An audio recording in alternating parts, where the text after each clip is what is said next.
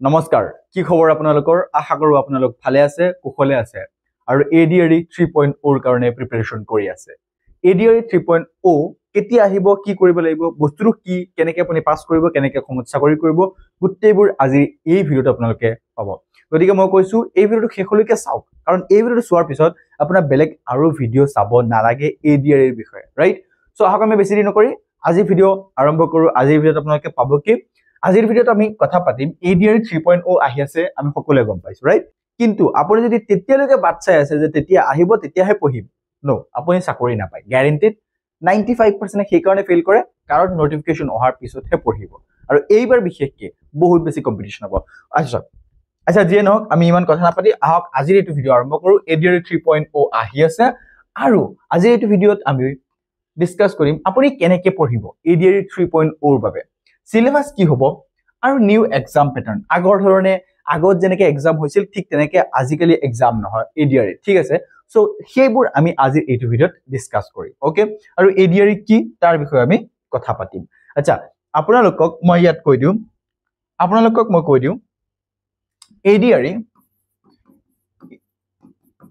ADRE 3.0 আহিব আপোনাৰ অক্টোবৰ নৱেম্বৰ ডিসেম্বৰ তিনটা মাহৰ পৰা কোনবা এটা মাহত এডিআৰই 3.0 আপুনি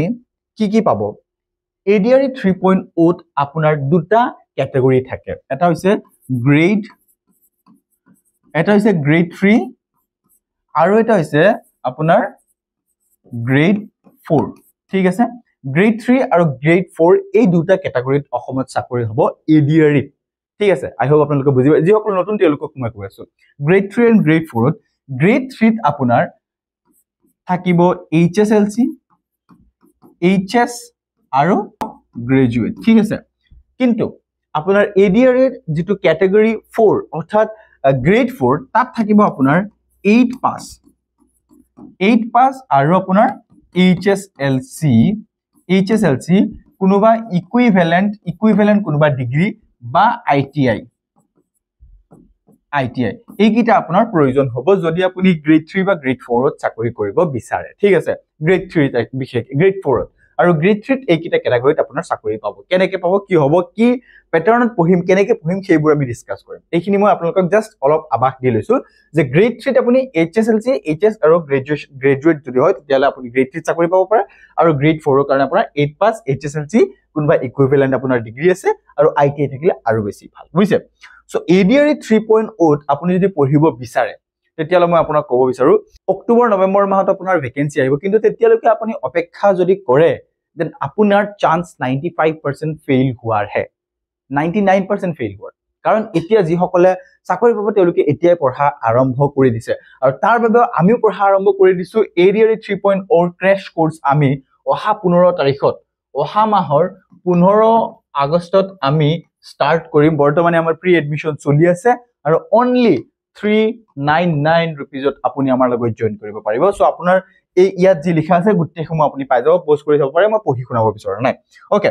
এডিআৰইত আপোনাৰ যি ব্যাচেলৰ ডিগ্ৰী অৰ্থাৎ গ্ৰেজুৱেট সকলৰ বাবে সিলেবাস কি বা গ্ৰেজুৱেট সকলে যেটো পৰীক্ষা এটেম্প কৰিব গ্ৰেড 3 বুজিছে আপুনি যদি গ্ৰেজুৱেট হয় আপুনি গ্ৰেড 3 পৰীক্ষা দিব আৰু আপোনাৰ গ্ৰেড 3 ৰ বাবে এক্সাম প্যাটাৰ্ন কেনেকুৱা হ'ব আপুনি কিমান কোৱেশ্চন কোনটো সাবজেক্টৰ কিমান কোৱেশ্চন এটেম্প কৰিব সেইবোৰ আমি ডিসকাস কৰো প্ৰথমে ফাৰ্স্ট আপোনাৰ 6টা সাবজেক্ট থাকিব গ্ৰেজুৱেট সকলৰ বাবে তাৰ ভিতৰত সোশ্যাল ষ্টাডিজ হ'ব 30 মাৰ্কছৰ আৰু 30 কোৱেশ্চন হ'ব 30 মাৰ্কছৰ অৰ্থাৎ পাৰ কোৱেশ্চন কিমান পাৰ কোৱেশ্চন হ'ব 1 মাৰ্কৰ টোটাল আমাৰ 3 আৱাৰ্ছৰ এক্সাম হ'ব 3 আৱাৰ্ছৰ এক্সাম হ'ব টোটাল বুজিছে কথাটো আৰু তাৰ ভিতৰত পাৰ কোৱেশ্চন আমাৰ 1 মাৰ্ক হ'ব কিন্তু ইয়াৰ লগতে 1/4 অৰ্থাৎ আমাৰ 0.25 হ'ব নেগেটিভ মাৰ্কিং বুজিছে অৰ্থাৎ আপুনি এটা কোৱেশ্চন শুদ্ধ কৰিলে 4টা কোৱেশ্চন ভুল কৰিব দেন আপোনাৰ মাৰ্কস হৈ যাব 0 বুজিছে কথাটো সো সোশ্যাল ষ্টাডিজ অৰ্থাৎ আপোনাৰ পৰিবেশৰ ওপৰত কোৱেশ্চন আহিব জেনাৰেল নলেজ অৰ্থাৎ জিকে ওপৰত আপোনাৰ 35 কোৱেশ্চন আহিব 35 মাৰ্কছৰ যেটো আপুনি আমাৰ ইয়াত একদম A to Z ভালকে পঢ়িব পাৰিব ঠিক আছে আৰু আমি এইবাৰ অনলি এমসিকিউ এইবোৰ খালি মাথা মাৰি নাথাকো আমি সাবজেক্টিভ পঢ়িব লাগিব এমসিকিউ মাথা মাৰি থাকিলা এক্সাম গল আগৰ নিচিনা আৰু এক্সাম নহয় এক্সাম প্যাটাৰ্ন চেঞ্জ হৈ গল ঠিক আছে সো আপুনি কি পঢ়িব হেতু কৈ আছো আচ্ছা আপোনালোকে কমেন্ট কৰিব যে কি কি কিতাপ পঢ়িব যদি আপোনালোকে ভাবি আছে কি কি কিতাপ পঢ়িব তেতিয়ালে আপুনি কমেন্ট কৰিব এই টপিকটো মই ভিডিও বনাই দিম নেক্সট আপ লজিক্যাল ৰিজনিং যিসকল নতুন ষ্টুডেন্ট তেওঁলোকে নাজানে ৰিজনিং কি মই জানো কিন্তু আপোনাক আমি ৰিজনিং কমপ্লিট শিকাম 20 মাৰ্কছৰ আহিব 20 question আহিব ইয়াৰ পিছত জেনাৰেল ম্যাথমেটিক্স 30 মাৰ্কছৰ আহিব জেনাৰেল ইংলিশ আহিব 10 মাৰ্কছৰ আৰু আপোনালোকে ভাবিছে অনলি 10 মাৰ্কছ কিন্তু এই 10 মাৰ্কছতে আপোনাৰ চাকৰি অহা যোৱাৰ সম্ভাৱনা বেছিয়ে থাকে ইংলিশটো এনেকুৱা দি দিব আপোনাক অনলি 10 মাৰ্কছ ঠিক আছে সো আপুনি 10 মাৰ্কছ ইয়াত পাব পাৰে যদি আপুনি আমাৰ লগত পঢ়ে because our English teacher have 30 years of teaching experience so that's why আপুনি আমাৰ লগত ইংলিশ পঢ়িব পাৰিব and 6 নম্বৰ আছে আপোনাৰ ৰিডিং কম্প্ৰিহেনশন এণ্ড ইংলিশ ল্যাঙ্গুৱেজ এটোৰ ওপৰত আহিব আপোনাৰ 25 মাৰ্কছ ইয়াত আপোনাৰ কেতিয়াবা 2 মাৰ্কছৰ কোৱেশ্চন দিব পাৰে যত আপোনাৰ 0.5 অৰ্থাৎ আধা মাৰ্কছ আপোনাৰ থাকিব নেগেটিভ মাৰ্কিং বুজিছে সো আই হোপ ব্যাচেলৰ ডিগ্ৰী কাৰণে আপুনি এইখিনি কৰিব লাগিব এটো আপোনাৰ এক্সাম প্যাটাৰ্ন হল তাৰ পিছত সেম HSSLC অৰ্থাৎ হায়াৰ সেকেন্ডাৰী বাবে এইটো আপোনালোকে চাব পাৰে সো মই ইয়াত বেছি চিঞৰি না থাকো নেক্সট আপুনি পজ কৰি চাব পাৰে নেক্সট HSLC ৰ কাৰণে গ্ৰেড 3 আসলতে ঠিক আছে HSLC ৰ কাৰণে এনেকুৱা হ'ব ইয়াত ইংলিশত আপোনাৰ 30 মাৰ্কছ থাকিব আকৌ ঠিক আছে এইটো অলপ ডিফাৰেন্স আছে ইয়াৰ পিছত আপোনাৰ গ্ৰেড 4 ৰ যিসকল ষ্টুডেন্ট থাকিব গ্ৰেড 4 ৰ যিসকল কেনেডিডেট থাকিব 8 পাস বা মেট্ৰিক পাস বা ইয়াত চাওক আপোনালোকে লিখা আছে ITI সো ITI থকা হেসকলৰ কাৰণে এনেকুৱা হ'ব টপিক ওয়াইজ social studies থাকিব ইংলিশ থাকিব ম্যাথমেটিক্স জেনাৰেল নলেজ আৰু মেন্টাল এবিলিটি বা লজিক্যাল ৰিজনিং এইকেইটা থাকিব 135 কোৱেশ্চন থাকিব 135 মাৰ্কছ থাকিব 2 আৱাৰ 30 মিনিটস থাকিব অৰ্থাৎ 150 মিনিটস 2 আৱাৰ 30 মিনিটস অৰ্থাৎ 150 মিনিটস আপোনাৰ এক্সাম টাইম থাকিব বুজিছে সো এতিয়া আমি মেইন বস্তু চাম পঢ়িম কি বুজিছে আমি কোনটো টপিক টাচ কৰিব লাগিব so Assam direct recruitment syllabus for social studies আপুনি সোশ্যাল ষ্টাডিজত কি টাচ কৰিব লাগিব তাৰ ভিতৰত আছে হিষ্ট্ৰী এটা হিষ্ট্ৰী ভিতৰত কি আহে ইয়াত সব ancient history medieval history modern history Indian history ahibo freedom struggler ahibo Assam history ahibo important dynasties and their contributions contributions ইয়াৰ পিছত আহিব cultural heritage of India and Assam এই গুটেবোৰ আপোনাৰ থাকিব social studies ত বুজিছে কথাটো history ইয়াৰ পিছত আহিব আপোনাৰ geography social studies ত আহিব geography আহিব civics ত কি আহিব সব Indian constitution political system Panchayati Raj এই সমূহ বস্তু থাকিব আপোনাৰ আচ্ছা এইটো সিলেবাস সবৰ কাৰণে হয় সবৰ কাৰণে এপ্লিকেবল হয় ইয়াৰ পিছত আপোনাৰ ইকোনমিক্সত আহিব অৰ্থনীতি কি আহিব বেসিক ইকোনমিক কনসেপ্ট আহিব Indian economy Assam economy economic reforms and policies এই গুটেবোৰ আঁচনি সমূহ আহিব কেনেকে কি হ'ল বাজেট আহিব এটো ইকোনমিক্সৰ ভিতৰত আহিব ইয়াৰ পিছত আহিব জেনাৰেল এৱাৰনেস বা জেনাৰেল নলেজ জিকে আহিব আপোনাৰ বুকস এণ্ড অথৰ্স নিউ ইনভেনশনস এই সমূহ বস্তু আহিব আপোনাৰ কাৰেন্ট এফেয়াৰ্স আহিব ইন্টাৰনেশনাল ইস্যুজ আহিব ইন্টাৰনেশনাল আহিব বুজিছে হিষ্ট্ৰী এণ্ড কালচাৰস আহিব আচ্ছা জিকেৰ ভিতৰত হিষ্ট্ৰী সোমাই যায় সো হিষ্ট্ৰী আপুনি পাই যাব হিষ্ট্ৰী এণ্ড ইণ্ডিয়া এই সময় জিকেৰ ভিতৰত পাব